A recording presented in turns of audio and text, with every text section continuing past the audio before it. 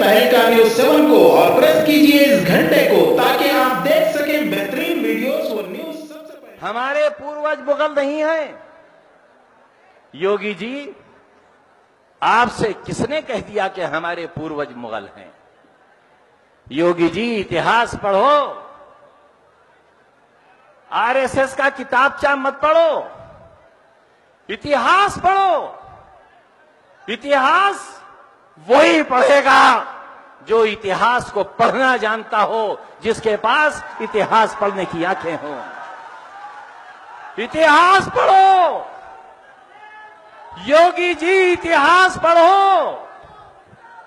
मुगल खुद नहीं आए थे, नहीं आए थे मुगल खुद। मुगलों को कौन लाया था, ये इतिहास पढ़ो। अकबर महान थे या नहीं थे, आज इसकी बहस का दिन नहीं है। लेकिन योगी जी, ये बताओ, अकबर के सिपहसालार मान सिंह क्यों हुए थे? बताओ, हम जानना चाहते हैं। कौन थे मान सिंह? जोधाबाई से उनका क्या रिश्ता था जो आपकी पत्नी थी? बताओ योगी जी। हमारे पूर्वज नहीं थे मुगल, न कल हमारे पूर्वज थे, न आज हैं, न कल होंगे। हमने आपके सामने 1000 बार कहा है कि हमें हमारा दीन, हमारा कुरान, हमारी हदीस, हमारे नबी का फरमान है, खबरदार किसी के मजहबी पेशवा का अपमान मत करो। और क्यों? इसलिए कि तुम्हारी किताब, जो तुम्हारी रूह है, 1500 बरस के बाद भी उसका एक नुक्ता न कम हुआ है, न एक नुक्ता बढ़ सका है। एक नुक्ता भी। वो किताब, वो आसमान की किताब तुमको हिदायत देती है, तुम्हें इत्तला देती है, तुम्हें जानकारी देती है, तुम पर पाबंदी आयत करती है और तुम्हें बताती है कि 1,20,000 पैगंबर इस जमीन पर हमने भेजे। अल्लाह ने, ये आए उसका पैगाम लेकर। लेकिन तुम्हारी इस किताब में सिर्फ चंद का जिक्र है। ये तुम्हारे नबी हुए। मैं आपसे जानना चाहता हूं, 1,20,000 वो पैगंबर और वो नबी कौन थे? लिहाजा बहस हुई इस पर उलमा के बीच, और उलमा ने यह तय किया कि दुनिया में जो महापुरुष पैदा हुए उनके बारे में इसलिए कुछ न कहो क्योंकि हो सकता है वो अपने जमाने के पैगंबर रहे हों, अल्लाह के दूत रहे हों, इसलिए उनकी शान में गुस्ताखी मत करो। योगी जी, मुगल हमारे आदर्श नहीं हैं, हमारे आदर्श राम हैं, हमारे आदर्श कृष्ण जी भी हैं। लेकिन योगी जी, हिंदुस्तान की दूसरी आबादी आपसे जानना चाहती है, बताइए मोहम्मद साहब आपके आदर्श हैं या नहीं हैं? हजरत इमाम हुसैन आपके आदर्श हैं या नहीं हैं? बताओ योगी जी, बताओ। हजरत ईसा मसीह आपके आदर्श हैं या नहीं हैं? सुल्तान सलाहुद्दीन अय्यूबी, जिसने समंदर के किनारे अपनी फौजों से कहा कि कश्तियों को आग लगा दो, आग लगा दी कश्तियों को। सामने दुश्मन था, बहुत ताकतवर दुश्मन था, और बहुत मामूली सी ताकत की फौज खड़ी थी।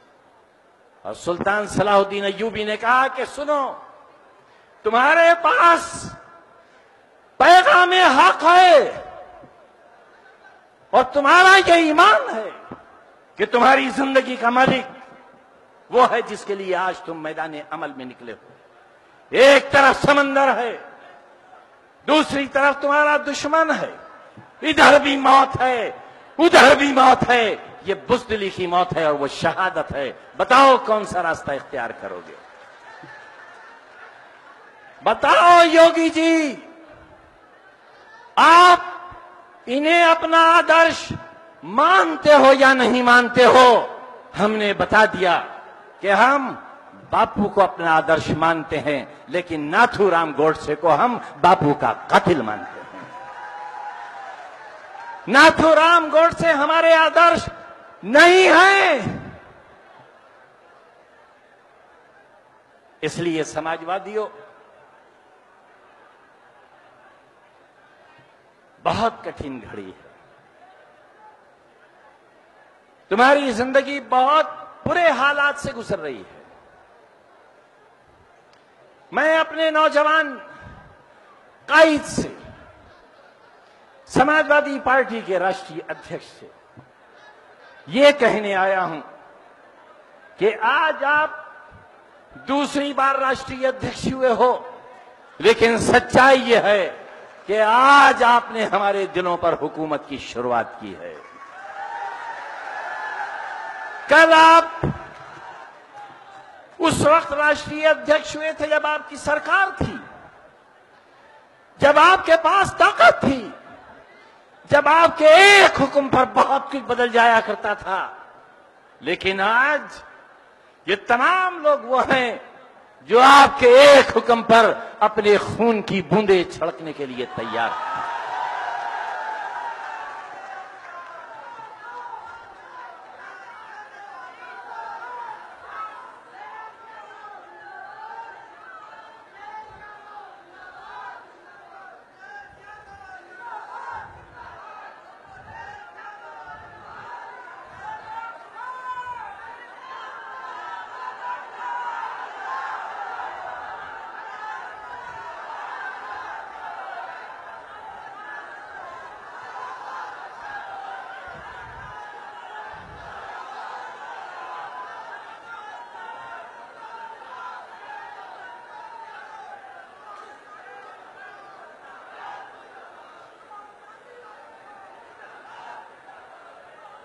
कभी किसी को मुकम्मल जहां नहीं मिलता, कभी किसी को मुकम्मल जहां नहीं मिलता, कभी जमीन तो कभी आसमान नहीं मिलता ना। मैं गुरु जी से मिसरा पूछकर आया हूं ना। यकीन हो माकम, नौजवानों, ये बदला हुआ शेर अपनी जिंदगियों में उतार कर लेकर जाना। यकीन हो महकम और अमल पे हम, यकीन हो महकम और अमल पे हम। जमीन भी मिलती है और आसमां भी मिलता है। यकीन हो महकम और अमल पे हम, जमीन भी मिलती है और आसमां भी मिलता है। बादशाह हनीप्रीत राम रहीम को नरक में ले गई और आपकी मनी प्रीत देश को नरक में ले गई। वाह बादशाह वाह, देश के 2-3 लोगों से देश लुटवा दिया तुमने। मासूमों के मुंह से रोटी का निवाला छीन लिया तुमने। करोड़ों नौजवानों को नौकरियों का दिलासा देकर उनसे नौकरियों की आस छीन ली तुमने। और जब देश में कोई सवाल उठा, मुसलमानों का नाम ले दिया तुमने। हिंदुओं और मुसलमानों, आओ एक नई जिंदगी की शुरुआत करें। और कैसे होती है वो शुरुआत? मैं अपने आप को कहता हूं कि I am the most hated person of India. मुझे यह मालूम है कि मुझसे बहुत नफरत करने वाले लोग रहते हैं। मुझे देशद्रोही कहते हैं, गद्दार कहते हैं, भारत मां को डायन कहने वाला कहते हैं। मेरे सर की कीमत लगाते हैं, मेरी जबान की कीमत लगाते हैं। और मैं मासूम बेटियों को पढ़ाता हूं, बच्चों को पढ़ाता हूं। मैं स्कूल बनाता हूं गरीबों के लिए, मजदूरों के लिए, उनसे फीस नहीं लेता। सीबीएसई बोर्ड के स्कूल में 20 रुपया फीस लेता।